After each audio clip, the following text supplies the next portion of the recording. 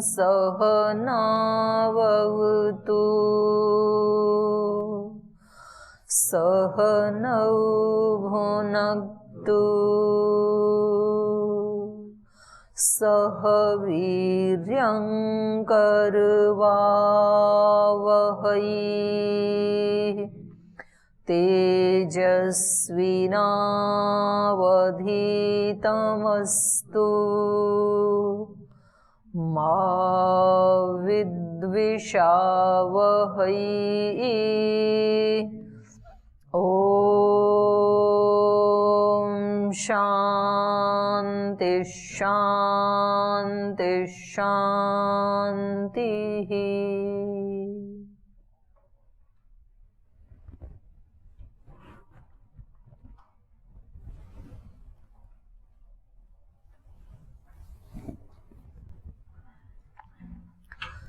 छांदोग्य उपनिषद में हम सत्यकाम जाबाल की कथानक के माध्यम से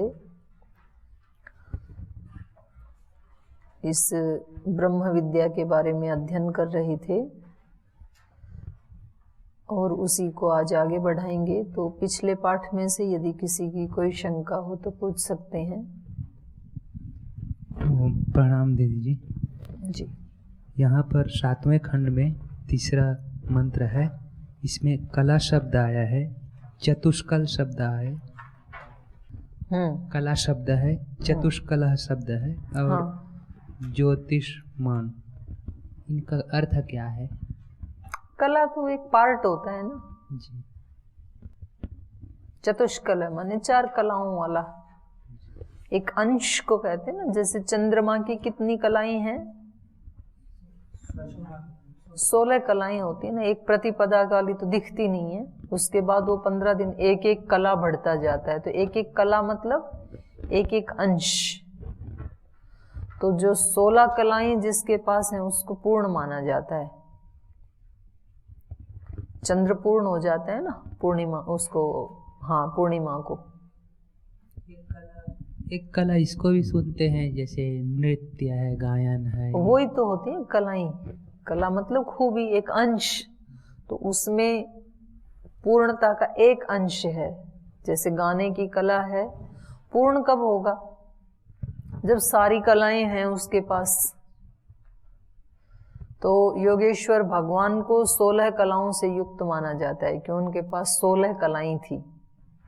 तो 16 कलाओं में ये सब आ जाता है जिसको हम लोक में कहते हैं ना कलाएं। नृत्य कला, चित्र कला, कला बोलते हैं ना उसको, वो बनाने की। तो ऐसे ऐसे पाक कला, भोजन बनाने की कला, अलग अलग कलाएं हैं जैसे। तो ये सब 16 में आ जाती हैं। तो कला का मतलब होता है पार्ट। ज्योति वाला, ज्योतिष्मान, ज्योति वाला। ब्रह्मांड में यानी ईश्वर को अनुभव करना, ब्रह्म का अनुभव करना, ये कैसे संभव है? यानी कैसे देखना, कैसे देखेंगे? अब जो चीज है उसको देखने में संभव की क्या बात है? सूर्य है ना, तो सूर्य को कैसे देखते हैं? चक्षु से। हाँ। वायु है ना जी, वायु को कैसे देखते हैं? अनुभव करते हैं। त्वक से। जी, त्वक से देखते हैं।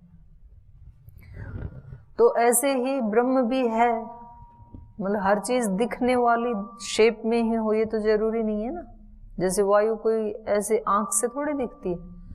तो हर वस्तु आंख से ही दिखे उसको ही हम कहेंगे कि ये ही सुलभ साधन है, और कोई साधन ही नहीं है देखने का। ऐसा तो हम नहीं कह सकते हैं, क्योंकि शब्द भी ऐसे नहीं दिखता है, हमें आंख से थोड़े दिखता है। तो शब्द है, यहाँ पर बाहर शब्द हो रहा है, तो ये कैसे दिखेगा? कर्ण इंद्रिय से, वो कर्ण इंद्रिय से दिखेगा। तो हम कहेंगे ना कि दिख रहा है ना, बाहर शोर हो रहा है, ऐसे बोल देते हैं। तो उपलक्षण में कह देते हैं देखना तो एक सब इंद्रियों से दिख रहा है ना। उस व्यक्ति के शरीर में पीड़ा हो रही है, पीड़ा थोड़े दिख रही है, उस पीड़ा से पीड़ित जो उसके व्यवहार हैं वो दिख रहे हैं, अनुभव हो रहे हैं हमें।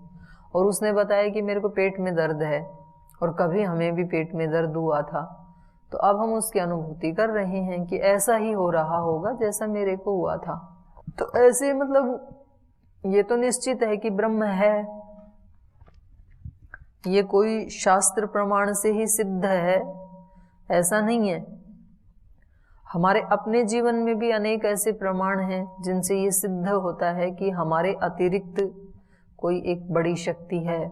जैसे आप रोजाना खाना खाते हैं और खाने में क्या क्या खा जाते हैं, सब्जी भी डाल दी, रोटी भी, चावल भी, दही भी, अचार भी, पापड़ भी, सब चीजें डाल देते हैं, डाल के आराम से सो जाते हैं। आपको एक दिन भी कहा जाए कि आज ये प्रोसेस आपको ही करना है आगे का सारा, अब इस खाने से पहले रस बनाओ, फिर उस रस से रक्त तैयार करो, रक्त से फिर मांस, मज्जा, हड्डी और जो फोक भाग है उसका मल, ये सब आप अपने आप तैयार करो, कर दोगे?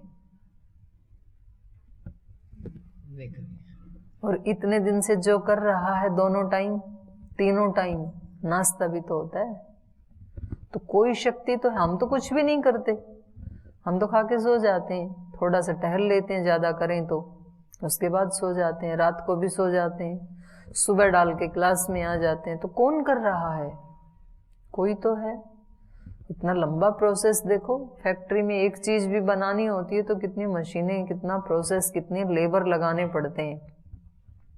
एक चीज बना रहे हैं केवल च्यवनप्राश, कितने लोग लगे, और यहाँ 7 बन रही हैं, 7 की भी 8 बन रही हैं, 8वीं धातु ओज, और वो कितनी सहज हो रहा है। तो ये तो निश्चित है कि कोई तो है। अब उसको नाम हमने ब्रह्म दे दिया। अब आप कह रहे हो देखें कैसे, तो ऐसे देख लो।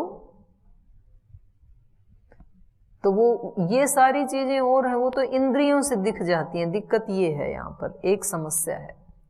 और ये जो है ये इंद्रियातीत है, इसको इंद्रियों से नहीं देख सकते, ना बाहर की इंद्रियों से देख सकते हैं, ना तो अंतर इंद्रिय से, मन से देख सकते हैं। एक इंद्रिय अंदर भी है, तो मन से हम और चीजों को तो देख सकते हैं, लेकिन ईश्वर को मन से नहीं देख सकते हैं।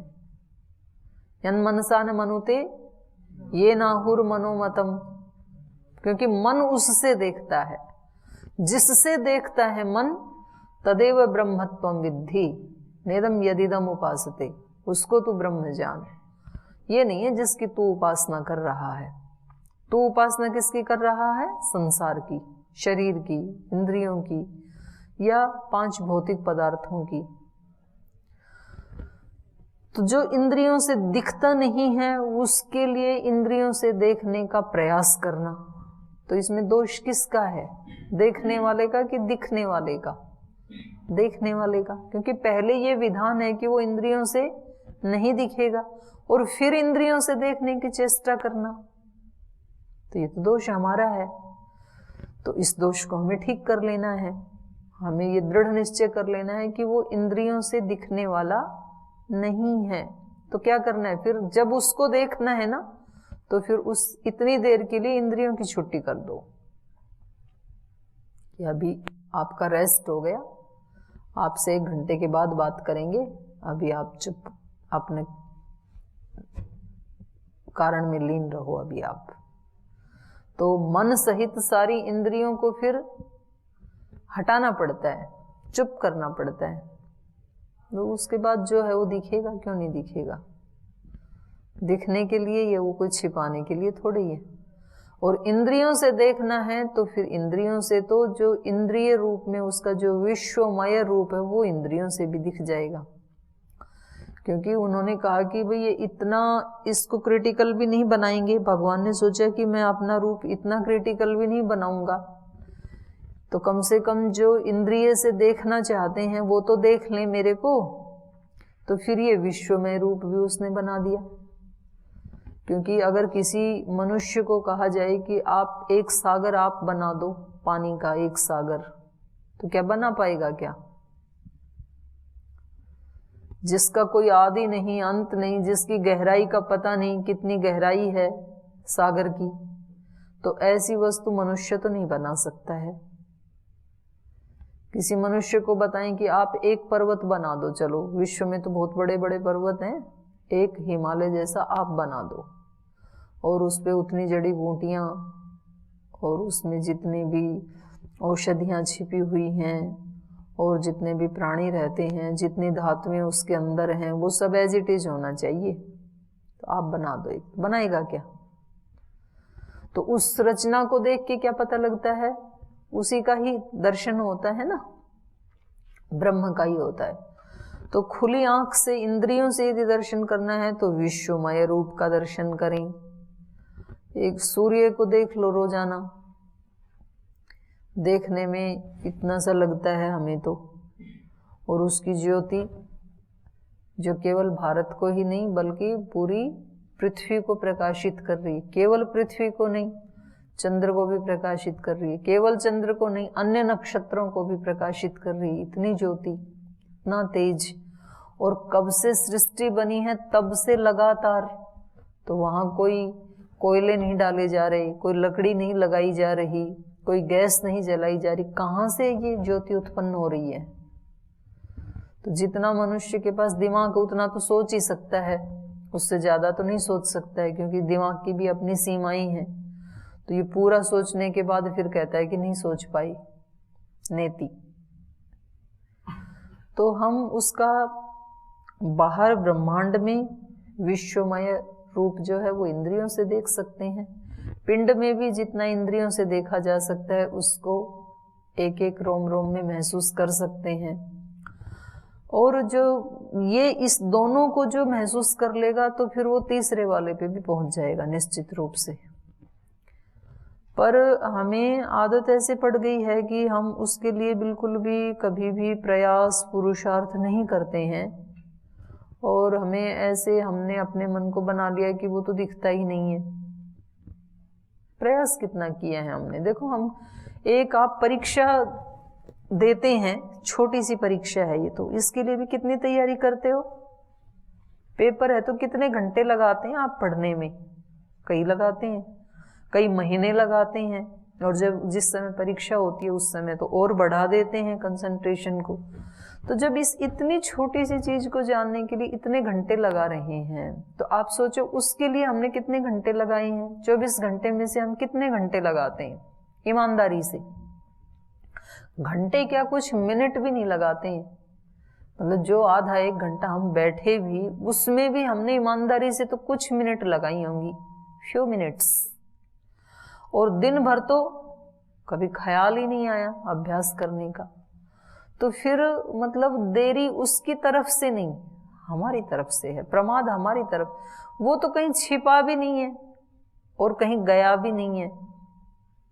चलो उसकी बात छोड़ो, उसको हम वो है कि नहीं है, उसको जाने ना जाने, उसकी बात छोड़ो। आप अपने स्वरूप को देख लो, आप तो हैं कि नहीं है? आप हो? तो क्या स्वरूप है आपका, आप हो तो? अभी तो शरीर रूप में, शरीर का अनुभव करते हैं कि ये शरीर है और ये। तो क्या कुछ लगता है कि केवल शरीर, ये शरीर से अतिरिक्त भी कुछ ऐसे लगता है? होता है।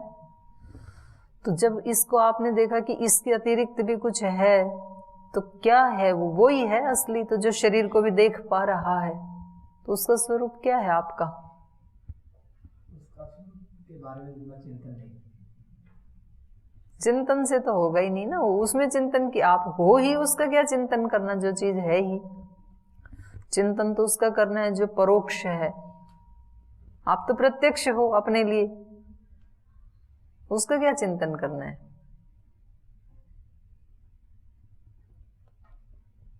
तो मैं तो हूं ही ना, तो इसका चिंतन क्या करना है मुझे? मैं तो हूं।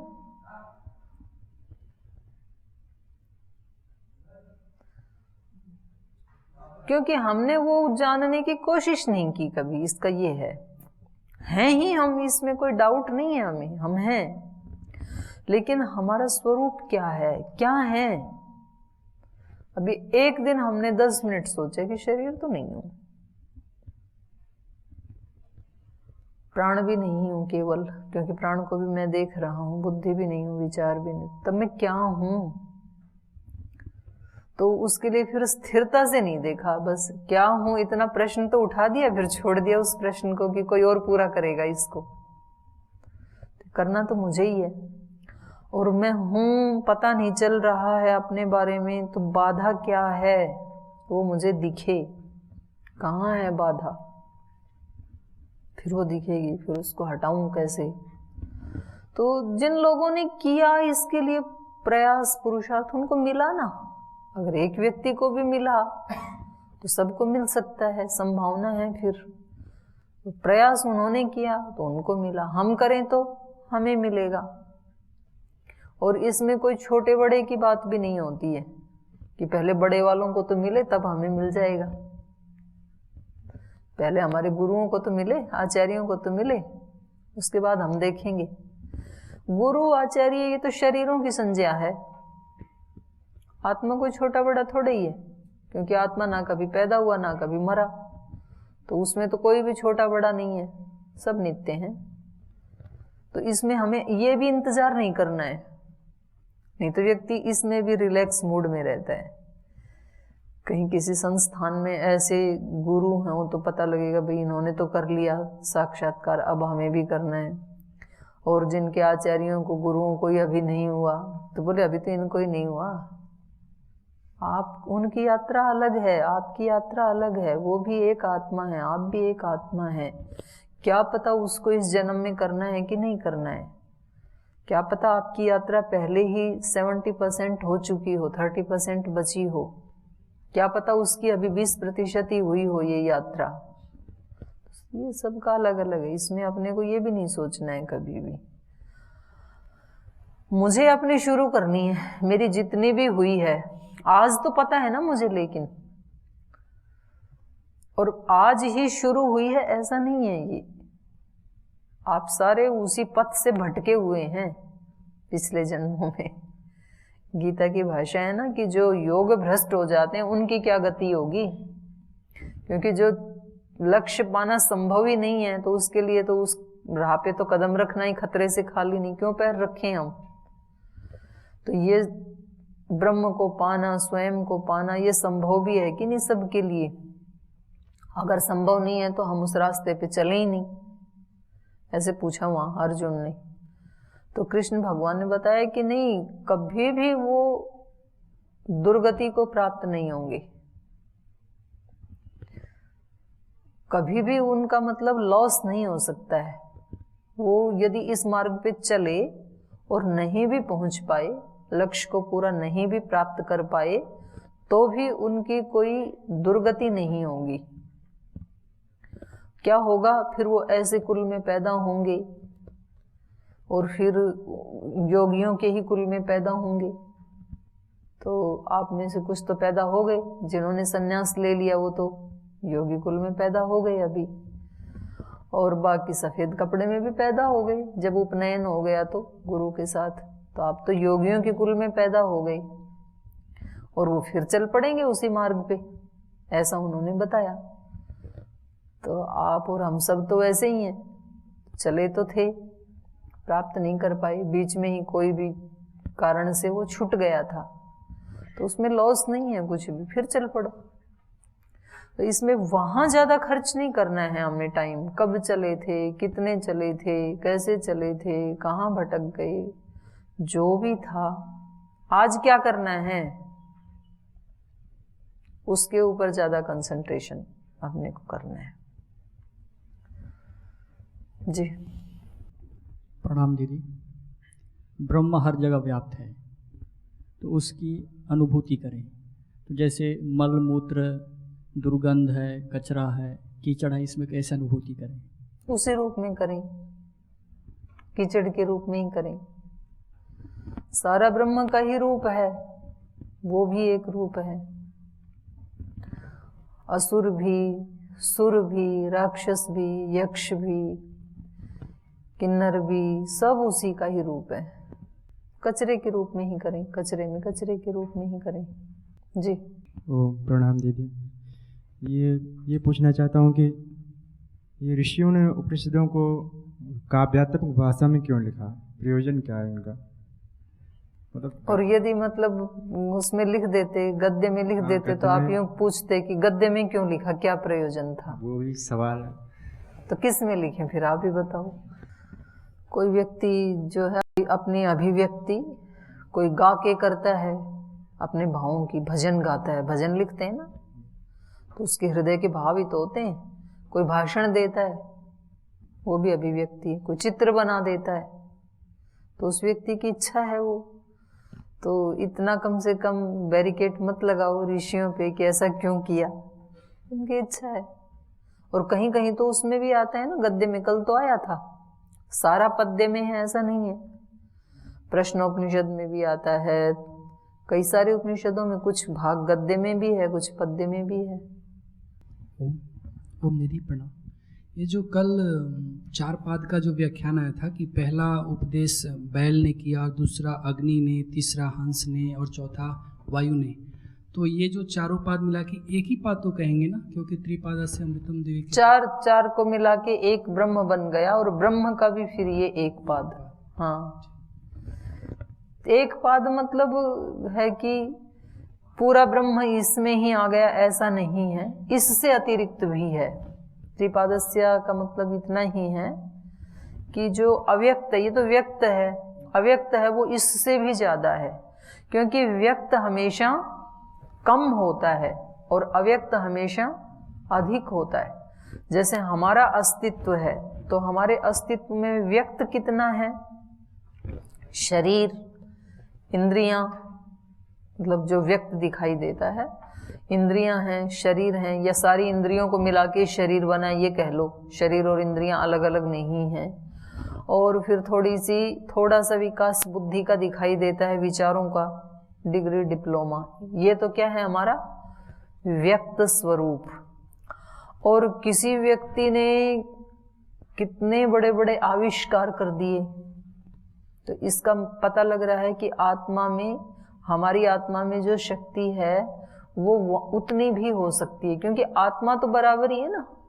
तो जब एक आत्मा में इतनी शक्ति, इतने बड़े आविष्कार कर दिए उन्होंने, कितने बड़े बड़े बांध बना दिए, और सुपर कंप्यूटर को बना दिया, और ऐसे ऐसे कैमरा बना दिए, कितने कितने आविष्कार किए, रॉकेट बना दिए, रॉकेट पे चले गए, तो पता लगता है कि आत्मा की शक्ति हमारे अंदर भी है, लेकिन वो अभी अव्यक्त है।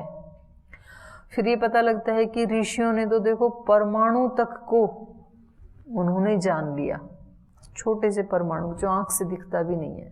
तो परमाणु की भी जिसने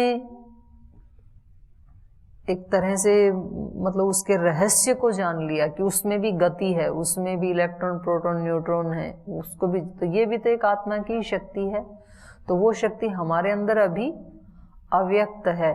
तो हमारे अंदर व्यक्त जो दिख रहा है वो तो लिमिटेड है, और जो अभी व्यक्त नहीं हुआ, अव्यक्त है जो, वो अनलिमिटेड है। क्योंकि उन ऋषियों ने इतना प्रयोग करके भी उनका अस्तित्व इतना ही है ऐसा नहीं है। उसके आगे फिर उन्होंने मोक्ष में ईश्वर के स्वरूप का भी पूरा आस्वादन किया। तो व्यक्त हमेशा बहुत थोड़ा होता है, अव्यक्त हमेशा बहुत अधिक होता है। जैसे लाइट जो व्यक्त हो रहा है बल्ब में से, ये लाइट तो बहुत कम है, और जो वायर में लाइट आ रही है उसकी शक्ति इस शक्ति से बहुत ज्यादा अधिक है। मतलब यही जो वायर में जो बिजली है वो बहुत बड़ी मशीन को भी चला सकती है। अभी तो एक बल्ब को जला रही है, यहाँ प्रकाश किया है, इतना व्यक्त हुआ है। और जो अव्यक्त है, अनअभिव्यक्त है जो, तो कितनी बड़ी मशीन को चला सकती है, पानी निकाल सकती है, पूरी जमीन में हॉल कर सकती है, छेद कर सकती है, कितने काम कर सकती है अव्यक्त। तो व्यक्त हमेशा कम होता है, अव्यक्त तो अनंत होता है, उसका कोई अंत ही नहीं है। तो इस रूप में वहां पर कहा है कि ये जितना दिख रहा है ये तो ब्रह्म का एक पाद है। एक पाद मतलब थोड़ा सा अंश है। ये तो जो अव्यक्त है वो इससे कई गुना ज्यादा है। तो इन्होंने कल अपने आचार्य के पास जाकर के और उनसे कहा कि गुरुजी अब मुझे कुछ आप उपदेश दीजिए, क्योंकि आप जैसे आचार्यों से मैंने सुना है कि व्यक्ति किसी श्रेष्ठ आचार्य से साधिष्ठ होकर के, विदित होकर के, माने उनसे उपदेश सुन करके साधिष्ठ हो जाता है, कल्याण को प्राप्त हो जाता है, सर्वश्रेष्ठ ब्रह्म को पा लेता है। तो गुरु ने कहा कि आप तो पहले से ही प्रकृति से जो आपको उपदेश मिला उससे आप उसको प्राप्त कर चुके हैं, आपको कोई उपदेश की आवश्यकता नहीं है। तो इससे भी ये पता लग रहा है कि जो आत्मिक ज्ञान है उसमें बाहर के जो शब्द हैं ये एक सीमा तक तो सहायता करते हैं, उसके बाद तो फिर इन शब्दों को तो छोड़ना ही पड़ता है।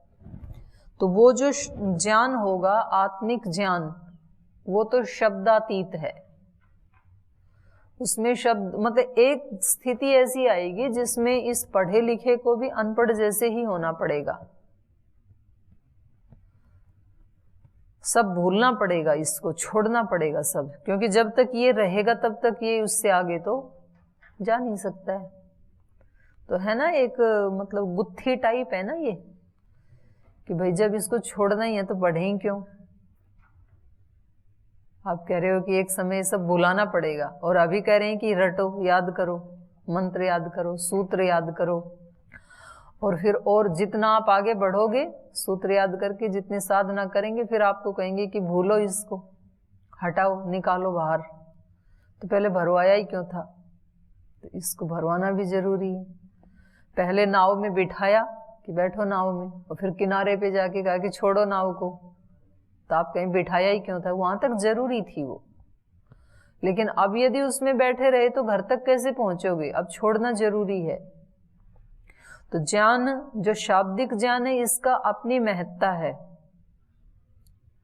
अविद्यया मृत्युम तीर्थवा विद्यया अमृतम अश्नुते। तो इसके द्वारा इसको तैरना है, और फिर विद्या मतलब आत्मिक ज्ञान, उसके द्वारा फिर अमृत को चखना है।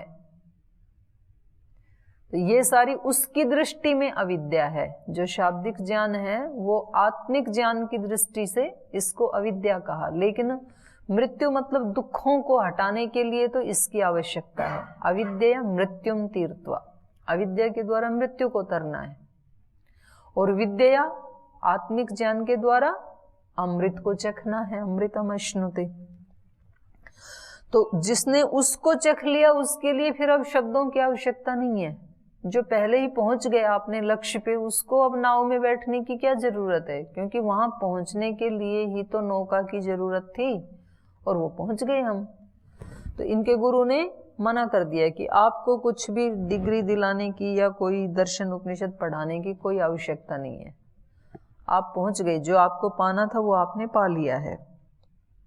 तो इस प्रकार से इन्होंने केवल एक गुरु के प्रति श्रद्धा भाव रखते हुए सत्य को प्राप्त किया। श्रद्धा रखी, सेवा की, लेकिन अपनी आत्मा का संबंध निरंतर विश्वमय रूप जो है ब्रह्म का, उस ब्रह्म के साथ जोड़े रखा। तो इनको स्थूल रूप से उपदेश या शिक्षा मिले बिना भी इनको वो ज्ञान हो गया, प्रकृति ने अपने आप ही करवा दिया।